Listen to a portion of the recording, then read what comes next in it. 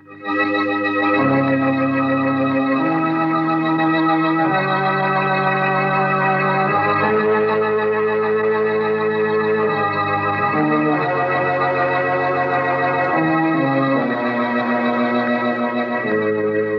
knows what evil lurks in the hearts of men?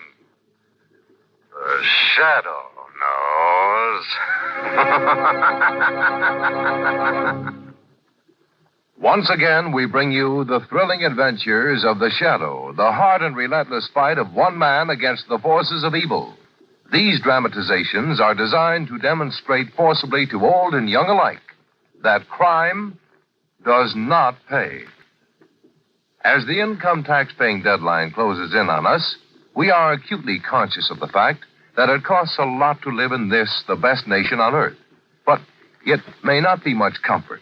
But it is an important fact that it costs an awful lot to risk life. And this is a useless cost. The National Safety Council points out that accidents every year cost Americans $5 billion to $7 billion. And this shocking financial cost of accidents takes no account of the value of all the lives sacrificed needlessly, for that is beyond the price. For the high cost of living, we do get some pretty good things. For the high cost of risking life, we get tears, trouble, and pain.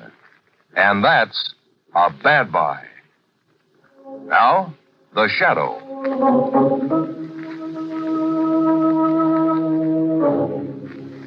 The Shadow, who aids the forces of law and order, is in reality Lamont Cranston, wealthy young man about town.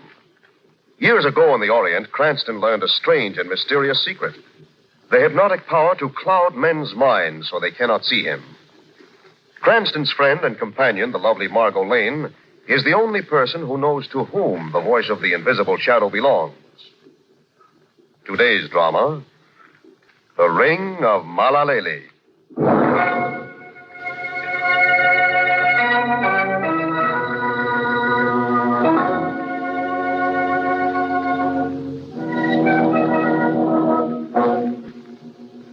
Having finished a business transaction in the Caribbean, Lamont Cranston, with Margot, broke the long return trip with a sightseeing stopover at the tiny palm-studded island of Pale. Now, some 24 hours later, they're about to board the plane that will carry them back to the States. As the motors start, Margot turns and looks back at the sunny island. Place is lovely, isn't it, Lamont? Lovely to look at, that is. Yes, Margot. Like so many dangerous things, lovely to look at. Seems impossible what's happened here in such a peaceful spot. Remember how it looked when we arrived? White sand, the palm trees, Madame Jolin's picturesque little hotel on the rise beyond the beach. Yes, quite enchanting. Lamont, I know very well what happened at the end, but I still don't understand how the whole horrible business with Timkins and Madame Jolin started. Well, Timkins was a beachcomber, Margot. Used to spend most of his waking hours mooching drinks from Madame Jolin, as you know. One day, the day we arrived at Pau, as a matter of fact, Timkins came to the hotel to make Madame Jolin a business proposition. He wanted to trade her free drinks for a customer, a lodger for the night. And a very unusual lodger he is, Madame Jolin. What's his business, Timkins? The kind of trade you like, Madame Jolin. Where did you come by him? Started on the beach. Up he steps, baggage in hand, and asks me where a man could take his ease without attracting too much attention. Uh-huh. He has reason for avoiding attention then, Timkins, huh? His name is Cosson, as he made himself known to me. And the reason for his shyness is his trade. What is his trade? Smuggler. Uh-huh. Loaded, Madame Jolin. Loaded with stolen goods. Mm-hmm. Pour yourself a drink, Timkins. 1,000 thanks. He asked me about the rates. What's your lowest figure, Madame Jolin? How much is his loot worth? About $250,000. Mm-hmm. Not a bad price for a night's lodging. Finish your drink, then bring him up to number 12. I'll have my native boy, Pamka, waiting to make him comfortable.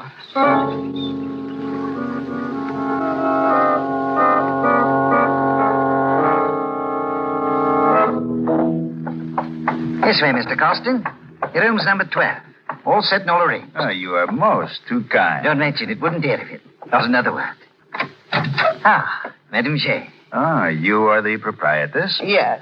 Won't you step in, Mr. Costin? I'm happy to have you here. The name is Jolan. Oh, most grateful. He's happy to have you, too. And his name is Pamka.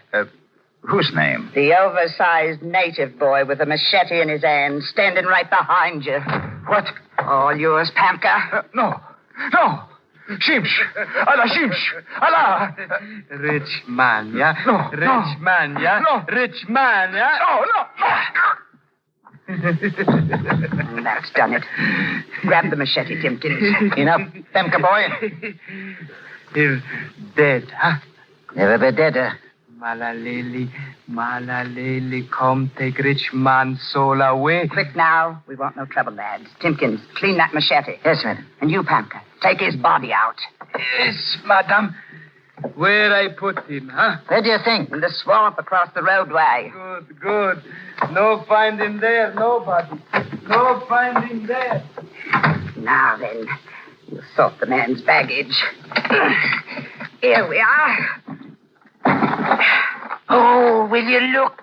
Ah, what a dream. You will know, if anything, with that $250,000, Timkins. This is the best stuff. Only the finest. Diamonds. Real emerald set in platinum. There'll be plenty and some to spare for the three of us. There'll be more than... 3 of us? You and me? Who's 3? Pamka. Pamka? You didn't want the blood on your hands, and no more me. But you're not serious about giving that stupid native a third cut, Madam J? I don't want to mess with him, knowing all he does. Have him mad at us. And there's the shore patrol to deal with. Ah, they're docs, dumb as docs, these natives. But I tell you, Leave it to me. I'll handle them. How? Look, we'll give them one of the rings. One of them. One. And what's more, this one. Why, that's the cheapest of the lot. It's a hunk of brass, Timkins. Let it be. I won't force it on him. I'll make him choose it. How, man? How? I'll make up a tale for him. These natives are fools, madam. I'll tell him it's a ring that has power over Mahlalayee, the dwarf god. Be careful, Timkins. Be careful monkeying with Mahlalayee. He's sacred to him. He's a pile of either nonsense. So he is, but just the same, he's sacred to them. Trust me, I'll handle it. He's not going to believe you without some proof. We'll give him a little proof. We'll let him take a wish from Mahlalayee, and whatever it is, we'll get it for him. Whatever it is. At these prices, Madam J, I'd arrange anything. Pamka? Yeah? You took care of the good Mr. Costin, Pamka? The rich Mr. Costin, Pamka? Yeah. Pamka, take care. In swamp we go, no one find him now. Good. Now we cut up monies, huh? 3 way. Pamka. Yeah. Suppose I told you there was something on this swag, especially for you. One thing for you alone. What is thing? A ring, Pamka. A ring that has power over Mahlalayee. Mahlalayee? Exactly. Put your finger on it, give it a twist, and Mahlalayee delivers as quick as a wink. I did not hear tell yet of such a ring. Well, now you hear and now you see it. If I can persuade Madam J to give you the break, would you like it and place your share of the loot? Would you, boy? If I try it and it works, yes. And you're welcome. Yeah. You're welcome. Here. Yeah. Put it on. All right. Now then, twist it and say, Mahlalayee, do doesn't so.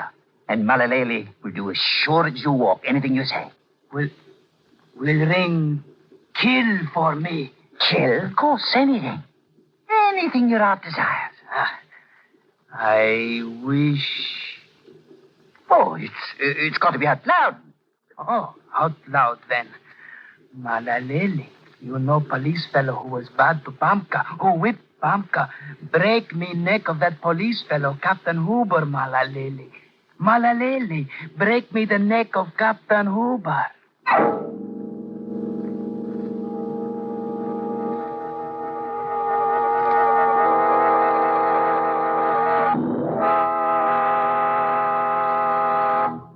Madam Jolan, Mr. Timkins. Here he comes, all smile. What is it, Pamka? The ring. Give me ring, I take it now, I take You it. believe me then, huh, boy? To see is to believe, yeah.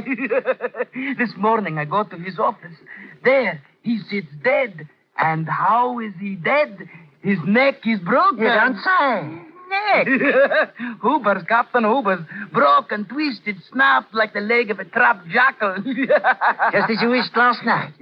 So it was done this morning, eh, Pumpka? Just as I wished. So? You want this ring now, Pumpka? Yeah. Instead of your cut of the loot? Yeah.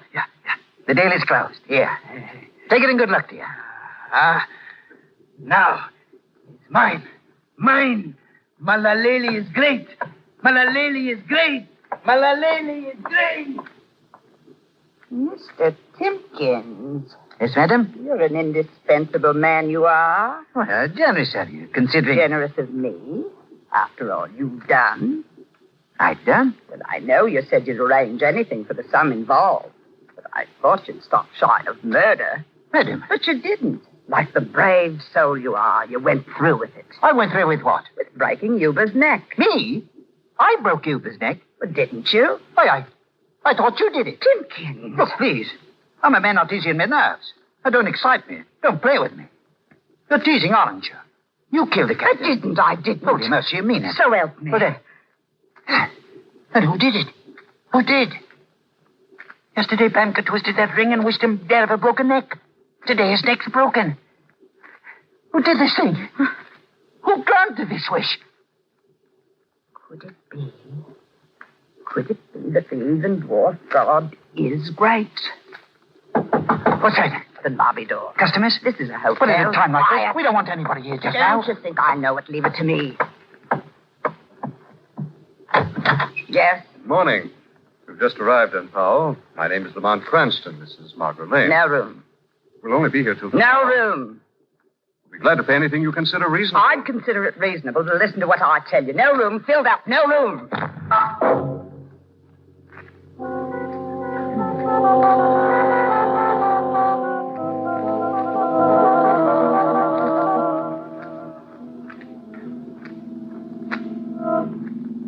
Lucky the cab waited for us, isn't it, Lamont? Yes, Margot. That's something of a beast, that lady. Well, if she didn't have any room. Well, still, there's a nicer way to say it. Did not have to say it all. What's that? The driver. What did you say? She not have to tell you it's no room. Why not? Because it's room. Dolan Hotel, big place. Well, if there are lots of guests. No guess. Nobody there tall except Madame J. Man named Timpkins, she keep round. One servant, maybe two. Then what was the big idea? Nobody know much about Madame J. idea. I have a feeling they wouldn't like it if they did. Driver, you turn around here. I want to go back and see if she couldn't possibly squeeze us in somehow. Lamont, there are other hotels in Pau. Why force ourselves into that particular one? I don't know, Margot. Maybe I like the view.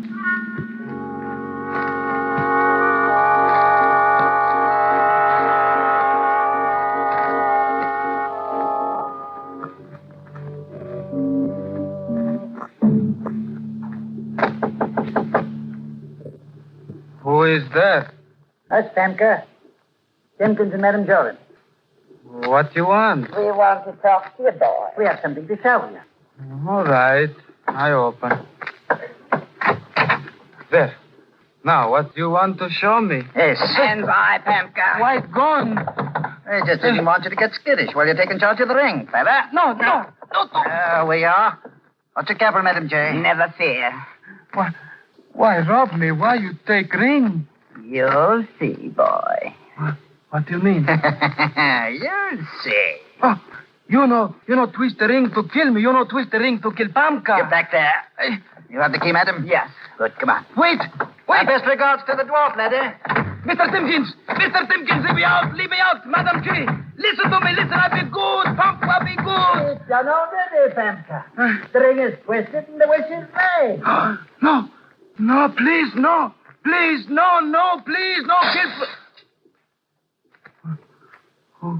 Who broke window? Who stand outside like bird on sill? Mahlalayee. The ring has called me, Pamka. No, I am come for you. cannot be Mahlalayee, cannot be. Dwarf is God. The ring has called me. Please, Mahlalayee. Me.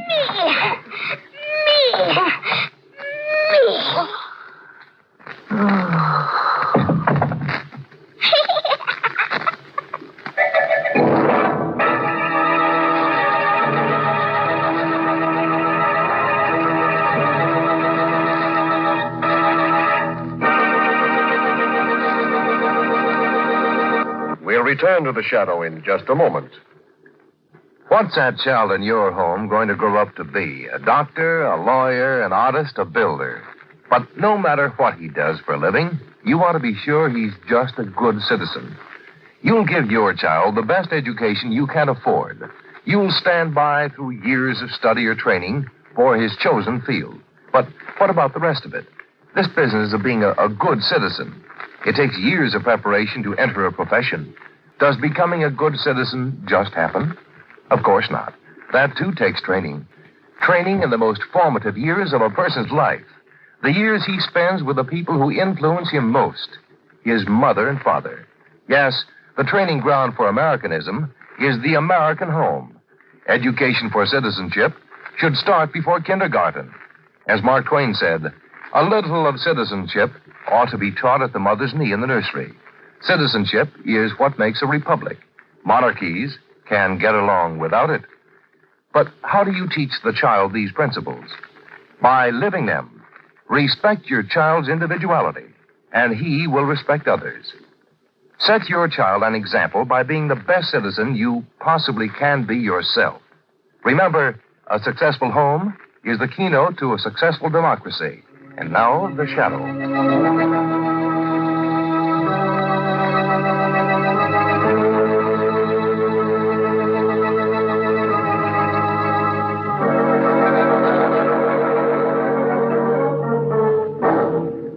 Madame Joland and Timkins, the beachcomber, heard the screams of the luckless Pamka from inside room 12. When the violence subsided, they cautiously opened the door to find the native sprawled on the floor, his neck broken. Timkins efficiently took charge, ordering Madame Joland to scrub the carpet while he lugged Pamka's corpse across the roadway to the swamp. For a few moments, silence reigned in the sinister hotel. And then, Margot and Lamont had returned and were knocking on the lobby door. They must hear us. Miss, they're all dead, Margaret. No, I think this door's off the ledge. Off the... Yes, you're right, it is. Should we just walk in this way? It's the only way I know of. Come on, Margot. Madam Joland. Madam Joland. You don't suppose it's deserted? Possibility. You hear that? Yes. Maybe it's only a bird on the roof. And again, maybe not. Where are you going? Upstairs to investigate. Lamont, I wouldn't. You aren't. You stay here, and at the first sign of trouble, make for the door. All right. Be careful. Don't worry.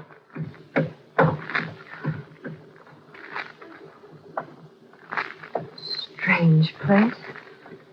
Telling us there's no room and the hotel is obviously empty. There's here on the floor. What? Lamont! Is there something I can do for you? Oh, Madame Joan. You're the girl who was here before with the gentleman, aren't you? Yes. And where is he? Well, he's Uh-huh. I had to turn you down before, I remember, but the situation's changed now. I can accommodate you. You can? Yes. 12's empty. There was a man there, but he isn't there anymore. Follow me. I said follow me. Well, You want a room, don't you? I don't know. You don't know? What are you doing in my hotel? Well, of course I want a room. What am I talking about? Of course I do. Then, as I said before, follow me.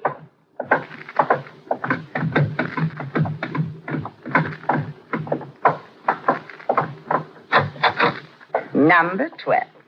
One of the best. After you. I don't have to examine After you. I want you to see it. I'm proud of 12. New carpeting, new curtains. Yes, madam. Modern washstand, a view of the harbor, and a good, thick, double-locked door.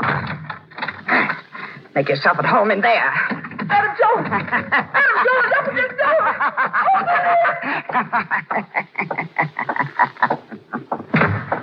Who's that? Timkins! Madam Jones.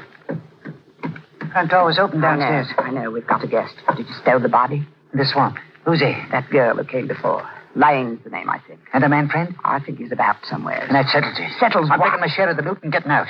This is getting too hot for Timkins. Oh, no. What do you mean now? I mean you're not going nowheres. You couldn't leave an old woman in a spot like this, Timkins. Leave an old woman's easiest. Nothing she can do to stop me. You're not a very bright boy, Timkins. No? No, you're forgetting something.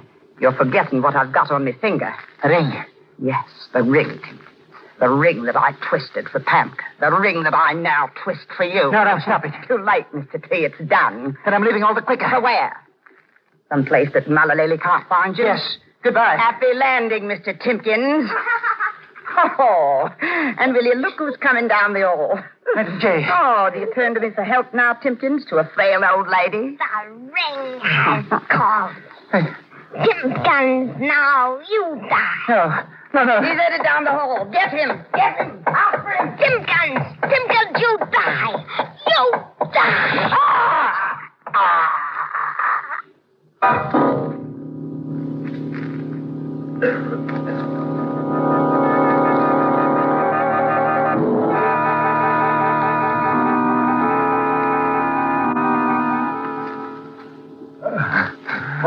What happened?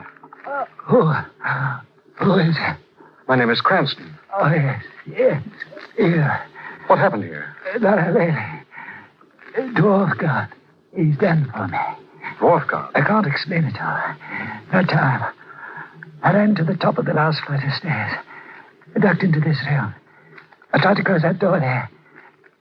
But quick as a bow in. Oh, I can't fight it against a god. It was a woman. An old woman. She should pay for this. Madam Joland? Yes. My enemy and yours. Mine? How mine? Miss Lane, the girl. Yes, what about her? She's got her locked up. She's next. Locked up where? Where is she? Somewhere.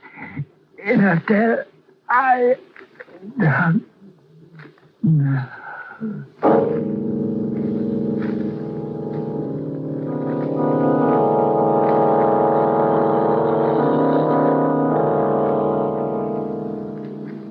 Now, get back upstairs. Back to Miss Lane, Madam Joland. Who's that? Whose voice was that? This is the Shadow, Madam Joland. Shadow. Where are you? Not in the dark corners of this cellar where you're looking, Madam Joland. I'm right here beside you. What do you want? Information about where you've hidden Miss Lane, about the dwarf god, Mahlalayee, and about the ruthless murders that have been committed in your hotel. Yes.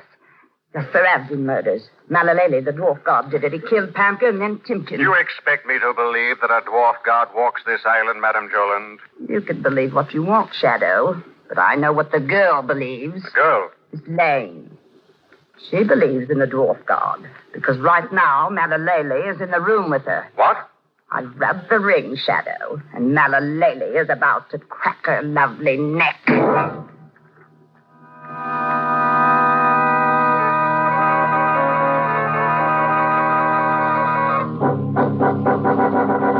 Let me out! Let me out! Madam Joland! Lamont! Oh.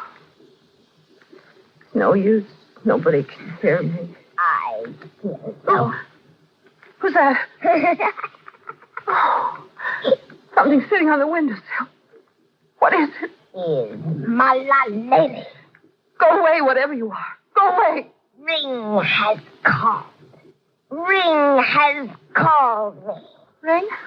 What ring? Ring has called Mahlalayee. Dwarf God found. Dwarf God? Oh, no. Has called Mahlalayee to take your life. Get away from me. Get away. To take your life. Not this life, Mahlalayee. What's that? Oh, Shadow. Get away from that girl. Oh, Shadow, what is it? What is it? It's no god, you can be sure of that. Isn't that right, Madam Joland? Come in and confess your crimes, old woman. Come in, I said. What's he doing here? He, Mahlalayee, the dwarf god, he's here at your bidding, Madam Joland, here to take another life for you. That's not true. But he didn't materialize miraculously out of the unknown. He was brought up here by you from where you'd kept him hidden since his escape from the penal colony. Penal colony? Yes. Timkins thought he was tricking the native Pamka with the ring of Mahlalayee, didn't he, Madam Joland? But you went the beachcomber one better. You made his trick come true by producing a real Mahlalayee, a murder dwarf in the person of this poor freak here, an escaped convict from the penal colony at Gualo. You've been hiding in the cellar of this hotel against the time when you'd need his services. No. Yes. At your order, he killed Captain Huber, then Pomka, then Timpkins. Until, had he finished off Cranston and Miss Lane, you'd have been in full possession of the loot you killed the Levantine smuggler to get. It's a lie. I tried to keep the dwarf from killing. I ate bloodshed. I'm a respectable woman. The dwarf, he's a maniac. He kills for pleasure. I couldn't control him. Lion swine. Shut up. You'll kill him. Drop it. Drop that gun. Now you're going back where you belong. No. When the police learn the whole story of the ring of Mahlalayee, I think you'll have company. Your dear friend, Madame Joland, will personally accompany you back to the penal colony at Gualo.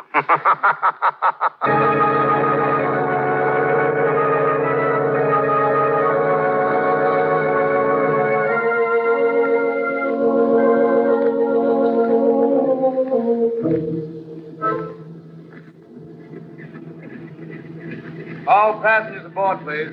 Goodbye, All Margot. passengers aboard. So we say goodbye to Paul. So beautiful and so full of death. It's pretty wicked from all we saw. Do you know, Margot, an old legend tells us that the dwarf god Mahlalayee, ages ago, made Powell the most beautiful island in the world. But he inhabited it only with the wickedest people. Mahlalayee himself, you see, was a god of evil.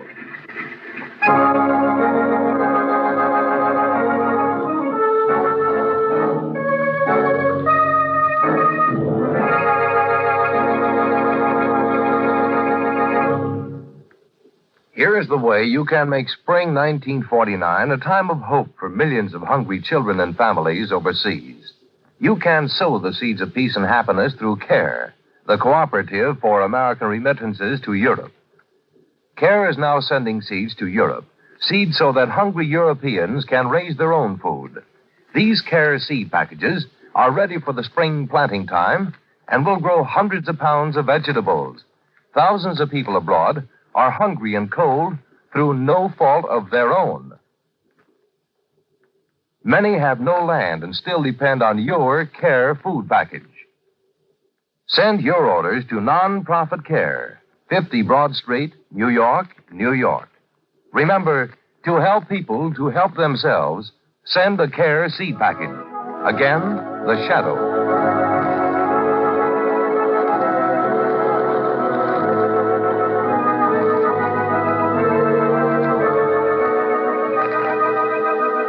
This story is copyrighted by Street and Smith Publications, Incorporated. All names and places are fictitious. Any similarity to persons living or dead is purely coincidental. Listen again next week, same time, same station, when the shadow will again demonstrate that The weed of crime bears bitter fruit. Crime does not pay. The shadow knows.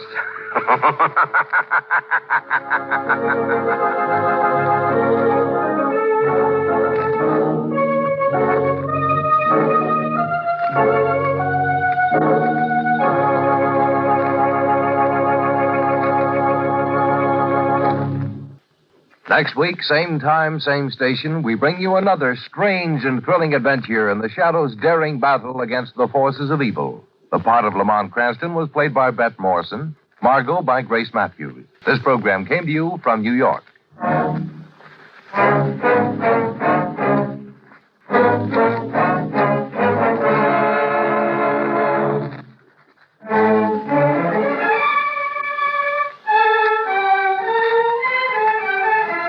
Stay tuned now for Quick as a Flash. This is the Mutual Don Lee Broadcasting System.